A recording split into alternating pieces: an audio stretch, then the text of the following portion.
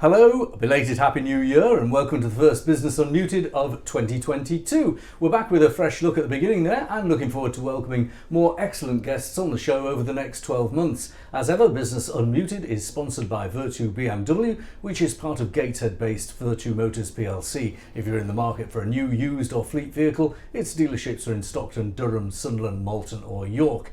I'm pleased to welcome to the studio today Mike Hughes, business editor of the Northern Echo. This is his latest business supplement. It's got Shaq on the front page there, one of our previous guests on Business Unmuted. Also in the studio, Sim Hall, Managing Director of Populus Select and Research. And down the line, we've got Jack Latus, Managing Director of Latus Health.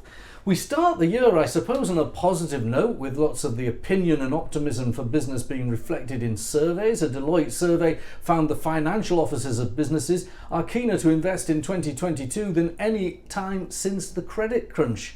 But as we enter the third year of the pandemic, 20% of workers are still working from home. But the UK productivity per worker has actually dropped this time by 0.6% below pre-COVID levels. Is it time to get back to the office? Well, let's start our discussion on that. Let's talk to you first, Sim Hall from Populus Selector. You obviously recruit people and you do a lot of research on the workplace. What are your thoughts on where we should be working now as the Omicron variant maybe has tipped a bit? Yeah, certainly. I mean, working from home has obviously been a big focus in the last 2 years. We've seen a lot of different changes. Working on a national basis as we do, we've seen that it does actually present opportunities for the region, where workers who've traditionally had to go into on a daily basis into the larger cities, now they're opening that up to spread the economic activity into the outlying regions. So there's opportunities there where employers are more open to consider remote working and more flexible working. So we've seen that obviously there's an impact on local businesses that are with the less commuting time, with the less goods and services being bought by commuters. But I think with the change that's going on, people are adapting to become more productive now. So you feel positive about working from home. I feel very negative about it. I feel negative because I've got a good example. I can't name the client, but there's a big client that has lots of people working from home, and getting some important decisions about a project has been very difficult because you have to ring them all up or send them each individual emails, and they all pile in with different opinions on the emails. Yeah. And decision making, we've noticed the people on the project has slowed down.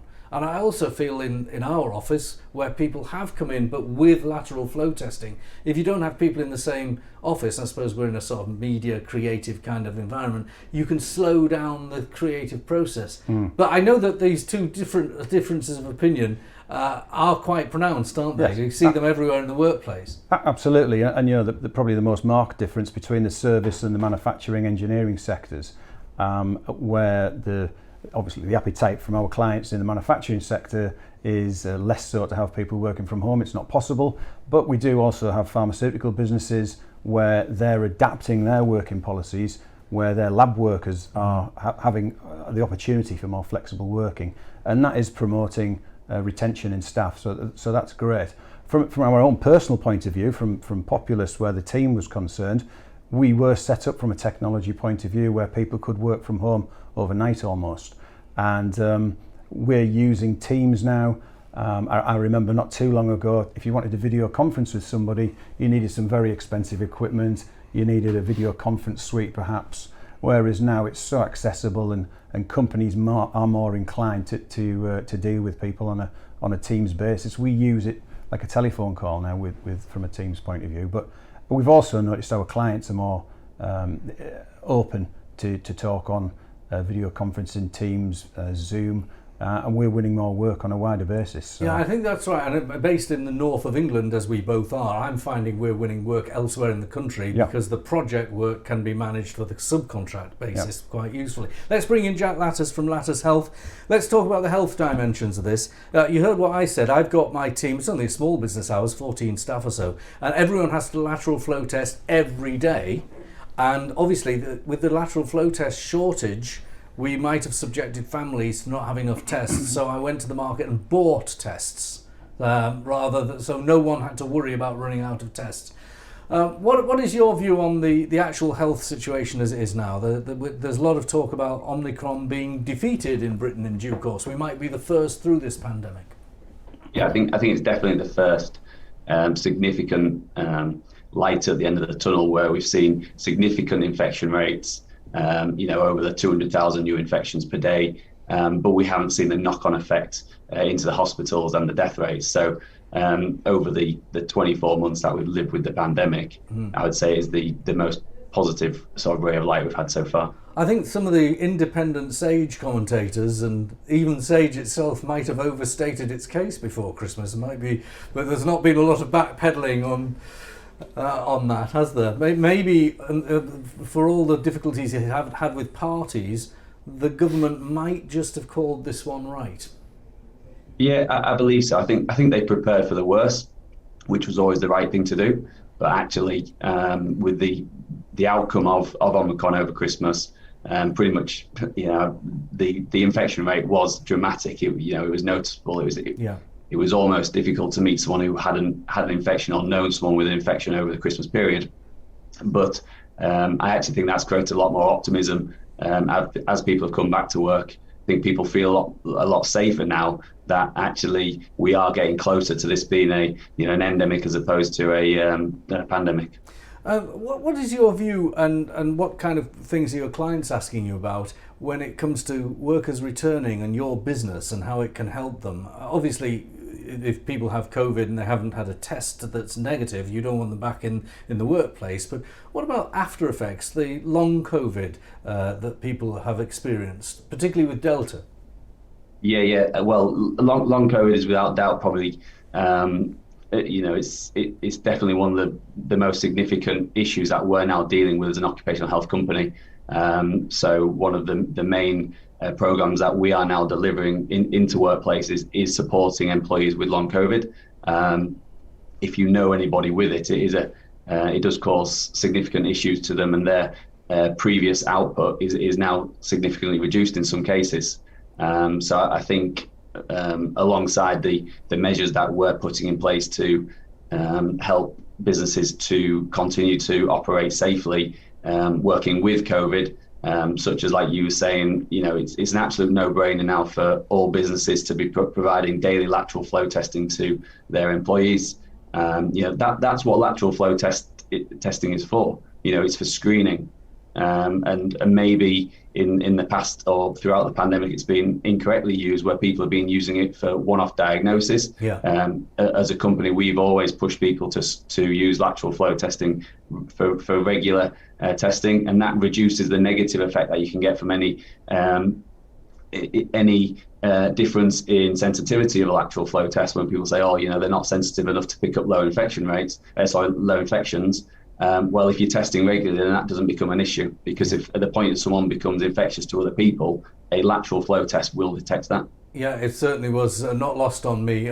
By the way, I did this in December 20 through to the spring of 21, or bought lateral flow tests. And when we first bought them, they were sort of £15 each, and they came at £3 each. They're still quite expensive because we need quite a lot, several hundred. Sure. But it was a very interesting thing. Mike, what's your take on where the Omicron wave is and where the government messaging is? Do you feel that the government in England got this right, or am I just being a bit more rose-tinted glasses on that? No, I sort of think it did, and we're still not quite sure, I suppose, whether they sort of accidentally got it right. As we suggest, they were at a certain pitch of alerting people and attempting to put across the idea that they were in control and they sort of knew what was coming up. So they're at a certain level anyway.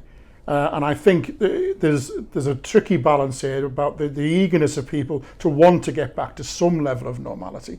And then we have the present situation where it seems to be that maybe this is here for a long time, but that it's not causing really widespread, in-depth damage as much as it did previously. So people are thinking, okay, maybe this is the opportunity to start getting some normality back in my life. And you're exactly right what we were just talking about then, that the testing now, it's a passport to meetings for me. You can have meetings, you can have a normal life if you test. that's what allows you to see your family. It allows you to come to events and occasions like this. I've got in the habit of keeping it in my pocket and marking the date on it and flashing it up and registering it and showing people the text. Look, we're going to talk about the general economy in a minute with both all three of you, but before we do, Jack, you're a first-time guest on Business Unmuted. Tell us about this business and how your business works for other firms. What do your clients get and expect from you? So predominantly we are an occupational health company, so we supply occupational health and wellbeing services into businesses across the UK. So that can be anything from health surveillance and annual medicals through to management referrals and advice on return to work. And that's around sort of the occupational health and sort of statutory requirements. But as a business, we're very much tech focused now. So we've got a big drive into delivering all of our services digitally. So our mission as a company is to improve access to high quality healthcare, and we believe that digital health is the solution for that. Well, look, I hope your business goes from strength to strength. If anyone needs the support of a occupational health business, particularly for smaller businesses that are growing, where it's the first time you've had to deal with this kind of matter relating to employees, then check out Jack's company. It's Latus Health, Latus. That's right. Check it out. We'll come back to you in a minute. We'll talk about some other things now, though. Mike, the regular business weekly that you do in the Northern Echo looks at the state of the economy in Teesside, Durham, North Yorkshire, and it's similar in Leeds and other parts of Yorkshire as well. What do you think the north of England, what state do we enter the economy in for the new year? I think it's interesting that the quarters of the business year, I think, are more pronounced now than maybe they've ever been. And because of what's been going on with the Omicron variant, there has been certain sections of the year where I think businesses are saying, right, we can't quite do anything then, but we'll build on what we can do in the next quarter. And as you were saying with the survey of the CFOs today, that there is a feeling now that possibly because of the way the Omicron has progressed and the stage that we feel at, this is the time now that we will feel confident to invest. I think there's been a very welcome, huge wave of confidence certainly across businesses in the Northeast, as I see from the people that I interview for the supplement, that they're ready and they're chomping at the bit to be given that go-ahead. And so what they're doing now is they're effectively giving themselves a go-ahead. We've been through it all, we've restructured, we've redirected as we've heard. Now we're ready to progress. And they feel safe enough, Graham, to say, yes, this is the time. And of course, from the CFO's point of view, to be able to look ahead and think, I think we're going to be in a strong enough position in the next quarter to build on what we're doing now. I think that's absolutely right, but I'll just give this thought because, you're in the newspaper business, so we're very interested in annual results and so on. And you've just given a very forward-looking view. But in the next few months, people will read in the newspapers annual results for the past, and it will create a sense of gloom. I've had two major clients, both major Northeast firms, whose annual results are reported to Companies House. They trigger the media to report their annual results, and naturally they've made losses because of the pandemic. And it's a temptation for newspapers, not just newspapers, but media as well, to report, what a terrible time they had. But the forward-looking is the real picture. What are their plans? How have they restructured? Where are they going to invest? Yeah, I think that's a challenge that I'd like to think that papers like the Northern Echo do rise to, in that we don't just go for those blatant headlines. A lot of my job, as I've said before, is about translation. I would look at these very complex annual reports, spreadsheets and the like. You have to look deeply into that and explain to people who are really interested but think that maybe this is beyond them, this isn't something they need to know. Because this is really important, why this firm made a loss, why it made a profit, what its plans are, what the comments are. It's important for the region to understand that so that you can understand how these businesses come out of that phase and what their growth plans are, because that's the jobs and the investment that's going to be coming up. It's not just a matter of looking at that headline figure. You have to go beyond it in my business. Absolutely. And also bear in mind that although you might have made a revenue profit, there has been asset growth, particularly in the north of England where assets were weaker anyway. Absolutely. I mean, we're sat in an office building in Darlington recording and transmitting this programme. This building's value went up last year, and it's not reflected necessarily in the P&L. Yeah. Just needs that little bit of explanation, I think, Yeah, and that's why that's why regional papers, whose heart is in the place that they cover, that's where they're important, because they will look at those sort of stats and say that's why it's important what Graham Robb's business is doing now. Yeah. Okay. Well, let's look at you can't be more forward-looking than recruiting, and you're busy, aren't you? People are phoning you up asking for recruits. Now, I know, Sim, you generally deal with the higher level and specialist level recruit, but can you give us a view on the general employment market and where you see it at the moment? Certainly. Well, Mike mentioned the planning that's been going on, and that's what we've seen. We've been busy right the way through the last 2 years. We're recruiting ourselves, so I'm looking for new team members, which I think is a comment enough on the activity that's going on. We're seeing from an international basis. We've got international clients, we've got national clients, we've got local clients. Internationally, I was talking to one of our mainland Europe clients today about expanding their operations in the US.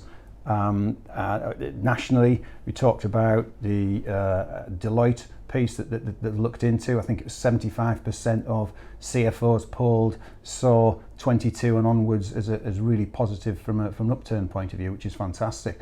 Locally, or regionally, I should say, is we're seeing it across all sectors. We work in the pharmaceutical sector, and yes, we're looking at specialist people, specialist scientists, engineers, and also business leaders. And you would expect it to be busy in the pharma sector for obvious reasons. However, we work across the chemical sector. We're seeing that very busy. One business I was with last week, they're expanding their operations in Billingham. So, there's a lot going on there, but even more traditional, heavy industry type businesses, and I'm thinking of a couple in particular that are in fabrication and machining. There too, we're hiring for senior level talent for them, business leaders in fact for them, to come out of this in a positive way. Okay, we're going to come back to you on this narrative on recruitment in a minute, but let's go to Jack, because I know that, Jack, you run a relatively small and new business, don't you? Are you growing? Do you intend to hire anyone this year? Yeah, we're currently on a big recruitment drive. What kind of people are you looking for? So we currently have about 85 employees, right? 34 of which are full-time, and the rest are on sort of clinical staff contracts where they get paid when they do deliver clinics. But we would probably expect, based on our current order book for work over the next 18 months, to have to probably double that. Obviously, the majority of those are clinical roles, so that's health technicians, nurses, some more GPs, physios. Got a big drive into needing more physios, but obviously, like all companies, we are looking to hire talent in sales and marketing roles as well, and some more strategic positions. So we're definitely feeling the challenges of the recruitment at the moment. I do believe it's definitely a candidate's market at the moment. They can start to pick and choose what they want from their workplace. It's no longer just about salary. There's a lot more to it now, especially with the opportunity to work remotely. I think that brings pros and cons for employers. It's good because it widens the talent pool if you can allow people to work remotely, but it makes onboarding much harder. I think it definitely makes onboarding of grads harder, someone who hasn't had a job previously. Yes. I was talking to somebody at I think it was PwC yesterday actually, and they were saying the majority of their workforce are now working remotely, but the difficulty is going to, they've had people who were there for 18 months and have never been in the office. Yeah, Jack, I absolutely subscribe to that. I had a lady, a young woman in my office for an interview recently who worked for a Big Four. I won't name them because it'd be embarrassing. She'd never met her colleagues, and she said, I've had enough of this. I'm working in London in a room. I want to relocate to the north, not work in my bedroom isolated. Yeah, I think it's going to be tricky really to understand as an employer, because it's not going to be a one-size-fits-all model. Some workers will love working at home. They'll have found it the way forwards. But then others won't. Others enjoy the office environment. And my one concern for that is actually, is it going to create a new form of discrimination within the workplace, or is there a risk of that, whereby people feel like they're maybe missing out on opportunities because someone who's present in the workplace is being given the promotion and they haven't, yet they've been doing the same job. It probably doesn't happen anymore, but people talk about the water cooler breaks. I don't know if any offices actually have that anymore, but that's the terminology people use, isn't it? If one of the clients that lost money makes water coolers, so that says it all. Yes, yeah, you're right. The water cooler moments are needed because they're the sort of gaps in which a lot of the fabric of a business is made, aren't they? Let me just go on to back to Sim for a moment. I was just talking about the young lady from a Big Four firm who came to see me because she was working in her bedroom in London and she wanted to come back to the north. Yes. Now, here's an interesting point because we were talking about the north of England, Yorkshire, northeast, Teesside, and you've got these job vacancies that you're trying to fill on behalf of your various clients. A lot of the people aren't here in the north, but there's a massive diaspora of northeast talent that left the region of less Yorkshire, but certainly in the northeast, that left the region. The sort of from the Alvida Zane Pet Geordie Brickies of the 1980s to the technicians from the pharma companies that have gone far and wide, to the managers, to people who were just young people who went to big universities and then never came home. Absolutely. Is this diaspora part of the solution? Can we get them back? I absolutely believe it is, Graham. We're working hard at that. We're demonstrating that to our clients. The environment to do that, it's certainly conducive to it, where people that do live abroad or away from the area can, in the interim, work from home while they do that relocation, to make sure that it is working and it is a good fit from their point of view and from the client's point of view. But we need to do more to attract them. We need to do, our employers need to be more open to the fact that we can bring people in from different regions of the country and indeed from overseas. And even some of my big clients, they themselves have come back to the region because of what this offers. You might have seen it, or you might want to talk about the cost of living and what that looks like, not just in the UK but internationally. And what this region can offer is an increased cost of living from anybody living in different areas to coming back to the region. And people who lived here before, or have studied here before, remember that. And we've got a lot to offer. Okay, Mike. You've heard what Sim has said. Jack, I think we've lost him on the line. We'll try and get him back. But if levelling up's got to happen, we've got to have the people to level up, haven't we? And do you think this idea of this diaspora coming back is something that's a credible thing that the North East can offer? Yeah, I think the North East has got to be as agile as it's ever been in its thinking. And when an opportunity presents itself to restructure, to rethink itself, I think it's always on the front foot with that sort of thing. And I think there's a sort of a skills bit of turmoil at the moment, if you like. There's a whirlwind going on. People aren't quite sure what they're going to settle. They're going to settle for, as you say, the office-based environment. Is it the region? Is it the cost of living? It's never been quite so. There's never been quite so much variation in the things that people are looking for. If we're on our toes, if we can offer the right sort of things, if we can say, yeah, this is the home, as it was ever was of innovation, come here and do it again. I think, Mike, you and I have probably got the longest teeth in this this panel. We've been around a long time, and it is extraordinary, particularly in the North East context. I know Jack isn't in the North East, in Yorkshire, but in the North East context, I can't remember sitting on a panel like this routinely for months and months and months and having unemployment at 5%. It's normally been 10%.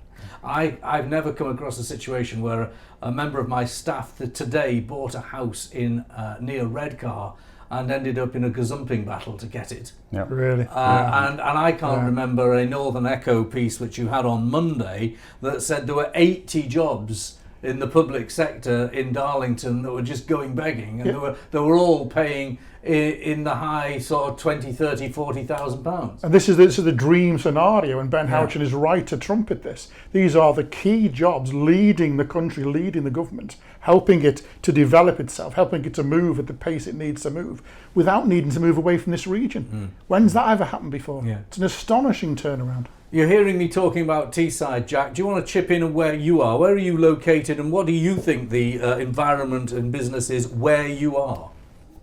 Yeah, sorry, I actually missed a few bits of that due to an internet issue. East Yorkshire, the business market is strong at the moment. I think it's very. And where are you based, Jack? Where is your business based? Which town? We're East Yorkshire, so East just Yorkshire. outside of Hull. Outside Hull, yeah. Yeah, and there's definitely a drive here. Obviously, we're very much manufacturing orientated. So we've got a lot of sort of holiday home and caravan companies here, which are obviously in a very positive position at the moment due to the staycations. So there's a big drive there. But then again, they're feeling the pinch of recruitment as well. But I definitely think there's a significant optimism within the region from a sort of economic and business point of view.